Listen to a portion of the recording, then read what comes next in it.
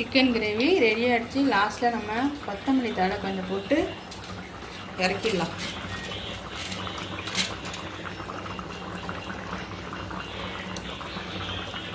Chicken gravy செய்கிறதுக்கு தேவையான பொருள் என்னென்னு பார்க்கலாம். அதுக்கு 1 கிலோ சிக்கன் எடுத்து நான் வாஷ் பண்ணி வச்சுருக்கேன். அப்புறம் 3 தக்காளி, 2 வெங்காயம், பெரிய வெங்காயம், 10 பல் பூண்டு, 10 சின்ன வெங்காயம், 1 துண்டு இஞ்சி.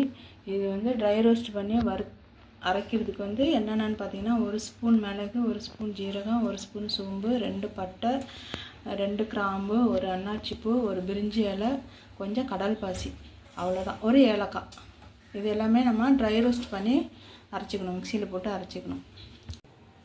இதை போட்டுட்டு அதோடு சேர்த்து கொஞ்சம் முந்திரி பருப்பு போட்டுங்க. கசகசா இருந்தால் போட்டுங்க, நல்லாயிருக்கும். என்கிட்ட இல்லை, அதனால் நான் முந்திரி மட்டும் தான் போட்டிருக்கேன். அரைச்சதுக்கப்புறம் எப்படி இருக்குன்னு காமிக்கிறேன் பாருங்கள். இப்போ பாருங்கள் எப்படி இருக்குன்னு பாருங்கள் ஃப்ரெண்ட்ஸ். இதுதான் நம்ம போட போகிற மசாலா, சிக்கன் மசாலா ஹோம்மேடு. என்னென்ன போட்டிருக்கேன்னு பார்த்தீங்கன்னா பூண்டு, சின்ன வெங்காயம், இஞ்சி, இது எல்லாமே ஒன்றும் பாதியமாக அடிச்சுக்கணும். ரொம்ப நைஸ் பேஸ்ட்டாக அடிக்கக்கூடாது, அப்போ தான் சிக்கன் கிரேவி நல்லாயிருக்கும். எண்ணெய் வந்து ஒரு 3 ஸ்பூன் அளவுக்கு ஊற்றி 3 கரண்டி அளவுக்கு நான் ஊற்றுறேன். உங்களுக்கு தேவையான அளவு ஊற்றிங்க.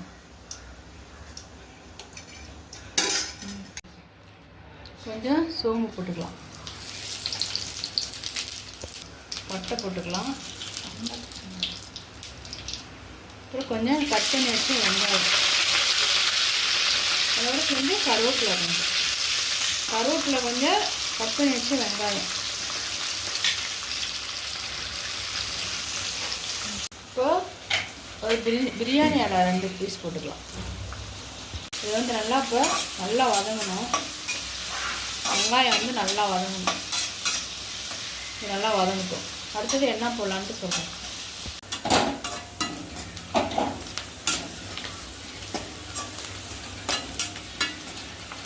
இப்போ அரைச்சி வச்ச இஞ்சி பூண்டு பேஸ்ட்டு, வெங்காயம், சின்ன வெங்காயம், இது 3மே நம்ம அரைச்சோம்ல, அது எல்லாமே இதில் போட்டு அதையும் கொஞ்சம் நல்லா வதக்கிடணும். நல்லா வதக்கி வச்சுட்டு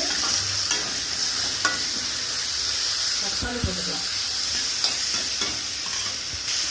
வதக்கிட்டு கூடவே வந்து இப்போ தக்காளி போட்டுக்கலாம். தக்காளி போட்டு நல்லா வதங்கணும்.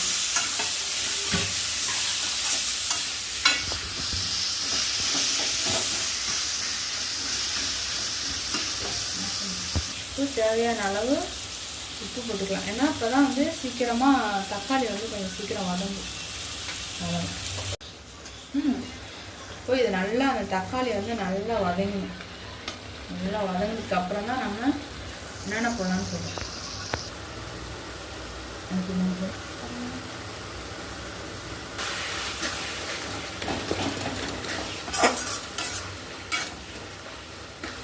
நல்லா வதங்கிடுச்சு. இதுக்கப்புறம் நம்ம வந்து 1/2 ஸ்பூன் மஞ்சள்தூள், ஒரு 2 ஸ்பூன் அளவுக்கு தனி மிளகாத்தூள் போடும்.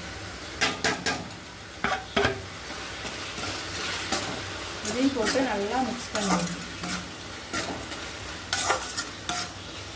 உங்களுக்கு காரம் எப்படி தேவையோ அது மாதிரி போட்டுங்க, அதுக்கு தகுந்த மாதிரி போட்டுங்க. கூட்டி குறைச்சி அதுக்கு தகுந்த மாதிரி போட்டுங்க.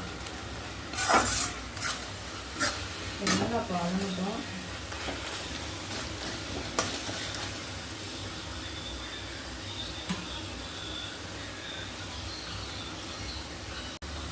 இப்போ நல்லா வதங்கிடுச்சு. இப்போது கழுவி வச்சு சிக்கனை போட்டுக்கலாம்.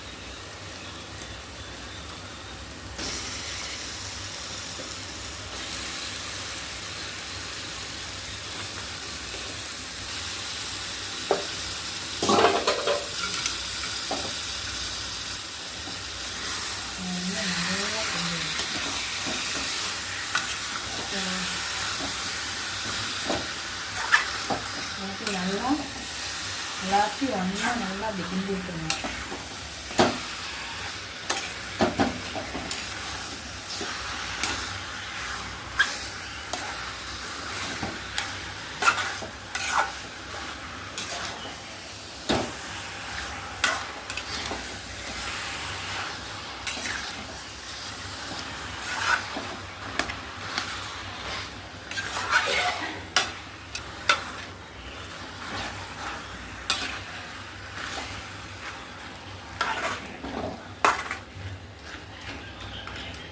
ஒரு 2 நிமிஷம் நல்லா இது வந்து நல்லா இந்த ஆயிலே வந்து நல்லா வேகணும் கொஞ்சம்.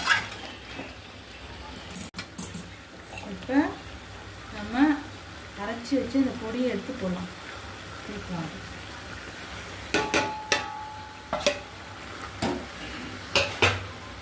போட்டு நல்லா மிக்ஸ் பண்ணிடலாம்.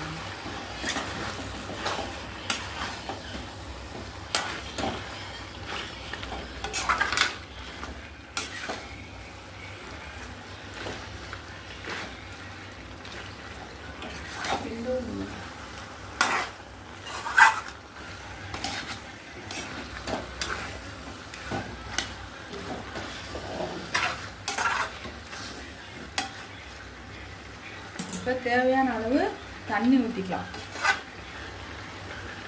தேவையான அளவு தண்ணி ஊற்றிக்கலாம். உங்களுக்கு வந்து கிரேவி எந்த அளவுக்கு வேணுமோ அந்த அளவுக்கு வந்து நீங்கள் தண்ணி ஊற்றிங்க. நான் இப்போ வந்து இவ்வளோ போட்டுருக்கேன். இது முழுகிற அளவுக்கு நான் ஊற்றிருக்கேன். நல்லா வெந்ததுக்கப்புறம் எப்படி இருக்குன்னு லாஸ்ட்டில் பார்க்கலாம்.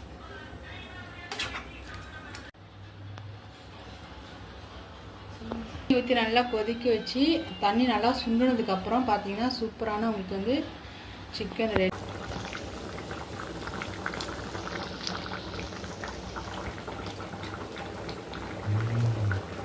இப்போ சிக்கன் கிரேவி ரெடி ஆகிட்டே இருக்குது.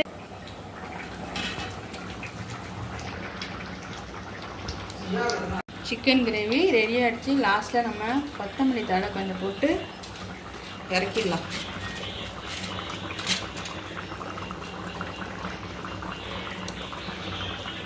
இப்போ சிக்கன் கிரேவி ரெடி ஆகிடுச்சு. மீன் குழம்பு நான் முன்னாடியே வச்சுட்டேன். இப்போ நாங்கள் சாப்பிட போகிறோம். பிடிச்சிருந்தா லைக் பண்ணுங்கள், ஷேர் பண்ணுங்கள், கமெண்ட் பண்ணுங்கள், சப்ஸ்கிரைப் பண்ணுங்கள். தேங்க்யூ.